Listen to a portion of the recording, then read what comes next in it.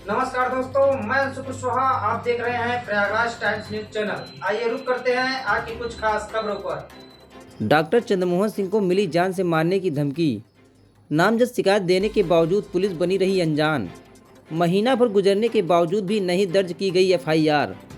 Police प्रशासन पर उठ रहा सवालिया निशान। क्या दबंगों के सामने नतमस्तक है मेजा पुलिस? उच्च अधिकारियों के आदेशों को भी नहीं मानती मेजा पुलिस। किसी दिन बड़ी घटना या लोगों के आक्रोश का इंतजार कर रही है मेजा पुलिस। 2 दिन पहले दोबारा शिकायती पत्र लेने के बावजूद भी नहीं की गई कोई कार्रवाई। क्या कुछ कहा पीड़ित डॉक्टर चंद्रमोहन सिंह ने? आइए सुनते हैं उनकी खुद जुबानी।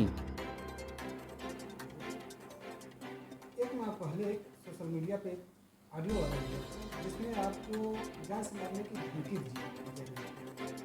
तो आपने इसकी शिकायत कहीं की? क्या कार्रवाई हुई? संक्षिप्त में।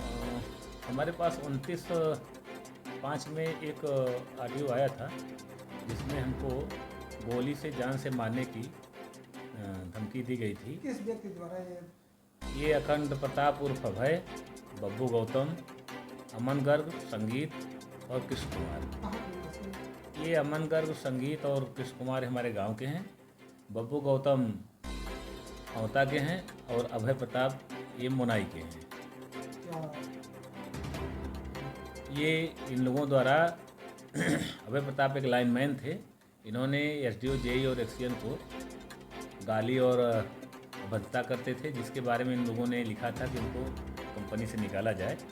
तो इसके द्वारा कंपनी से इनको लाइनमैन के पद से निकाल दिया गया था। जी और जब निकाल दिया गया था तो उसके बाद इन लोगों ने एक स्कीम बनाई। इसके पूर्व में भी ट्रांसफार्मर की एक गाड़ी सरकारी जा रही थी, उसको इन लोगों ने वो खोल दिया था, जो कि ट्रांसफार्मर कहीं भी जा रहा है तो उसको खोलने का अधिकार किसी को सरकारी नहीं। कार्यों में बाधा होती है। बाधा उत्पन्न की है, बाधा भी उत्पन्न की और सरकारी ट्रांसफार्मर कोई खोल नहीं सकता बिना उच्च अधिकारियों के आदेश के। तो इन लोगों ने खोल दिया था, जिसके बारे में अधीक्षण अभियंता और अपर अभियंता, शासी अभियंता सारे लोगों ने लिखा था। मुकदमा कायम डीएम साहब द्वारा कराया गया था। उसी को लेकर के इन लोगों द्वारा उसी के गुस्से में, खुन्नस में या उसमें लेकर के इन लोगों द्वारा एक स्कीम बनाई गई कि चंद्रमोहन सिंह जब भी सोनार के तारा पे आवे तो इनको गोली मार दिया जाए, कहानी ही ख़त्म हो जाए।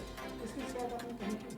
हाँ, इसकी शिकायत मैंने कमिश्नर साहब को भी किया था और एडिशनल कमिश्नर अजय पाल साहब को किया था, सीओ साहब को, एसओ मेजा को, चौकी इंचार्ज जवनिया को। मेजा पुलिस द्वारा अभी तक क्या कार्रवाई हुई है?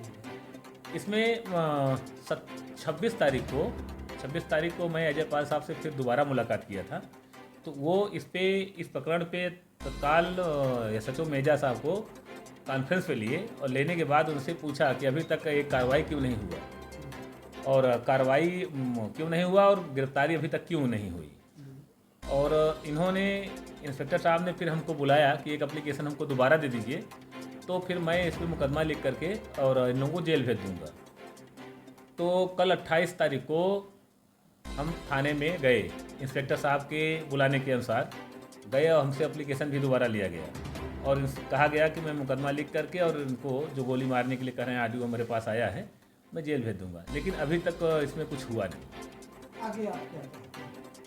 अरे मैं यही चाहता हूँ भाई कि मेरी सुरक्षा की जाए और ये जो हमेशा घूम रहे हैं एक ग्रुप बना करके, एक संगठित हो करके, इनके द्वारा तो मुझे कभी भी नुकसान पहुंचाया जा सकता है या गोली मारा जा सकता है। हमारा परिवार, हमारा बेटा, हमारा भतीजा सोनार के तारा पे जाता है जहाँ एक लाइब्रेरी है, तो वहाँ पर भी ये लोग बराबर चक्कर काट रहे हैं। तो हमारे परिवार को, हमको तो किसी भी समय ये लोग क्षति पहुँचा सकते हैं, नुकसान पहुँचा सकते हैं, गोली मार सकते हैं। तो इस पे मैं चाहूँगा शासन और प्रशासन से कि इसमें हमारे सहित हमारे पूरे परिवार की सुरक्षा की जाए, क्योंकि सन 2019 में इन्हीं लोगों द्वारा एक ऐसी ही प्लानिंग करके मेरे ऊपर गोली चलाई गई थी, जिसका मुकदमा वहाँ पर लिखा गया था सन 778 2019 में। ये सन 778 2019 मेरे द्वारा प्रार्थना पत्र दिया गया था, उस पर 307 और उसमें लिखा गया था, और 779 पुलिस द्वारा लिखा गया था, जिसमें कट्टा पिस्टल यहीं बरामद हुआ था और मौके से 3 लोगों को पुलिस ने जेल भी भेजा था। वही लोग फिर हैं और ये जो इसमें जुड़े हुए लोग हैं इनके रिलेटिव के ऊपर कम से कम 56 से लेकर 60 मुकदमे हैं और 3 लोग एचएस हैं, जो कि ये लोग करछना के रहने वाले हैं। इनके रिलेटिव है संगीत गौतम और इन सबके। तो मैं ये चाहता हूँ कि इन लोगों से बचने के लिए अपराधी के भाई 3 लोग अगर एक घर में एचएस हैं और 60 मुकदमे हैं, ध्यान दीजिए, तो अपराधी ही कहे जाएंगे ना। लेकिन इन लोगों पर कोई लगाम या कोई शिकंजा नहीं कसा जा रहा है। तो इस तरह से तो मुझे हमेशा सदमे में मैं हूँ कि कभी भी इन लोगों द्वारा मेरी हत्या की जा सकती है, मेरे परिवार की हत्या की जा सकती है। तो मैं यही चाहूँगा शासन से, प्रशासन से, माननीय मुख्यमंत्री जी से और यहाँ के स्थानीय पुलिस से, प्रशासन से और एसीपी साहब से कि इसमें तत्काल कार्रवाई करके लोगों को जेल भेजें। अन्यथा की स्थिति में अगर मेरे या मेरे परिवार की किसी भी प्रकार की क्षति होती है या जान से मारते हैं लोग या हमारे परिवार को कुछ भी नुकसान होता है, तो इसकी संपूर्ण जिम्मेदारी मेजा पुलिस की होगी। अच्छा, ये एक आपका वीडियो वायरल हो रहा है खबर के माध्यम से कि आपके द्वारा जो है आरोप लगाया जा रहा है आपके ऊपर कि आप जो है 50,000 रुपये लेके उनको नौकरी दी, ऐसा कुछ क्या बातें हैं सर? हाँ, ठीक बात है। ऐसा है कि मैं ही कुछ कहूँ, ध्यान दीजिए, बिना सबूत के तो कुछ भी कह सकता हूँ, लेकिन आज तक ये इतिहास में लिखा है कि मैं किसी का 1 कप चाय नहीं पिया हूँ। और दूसरी चीज़ क्या है कि अगर जो भी ऐसा कह रहा है कि मैंने 50,000 दिया है, 50 लाख दिया है या कुछ भी दिया है, तो उसका मुझे सबूत दे दे।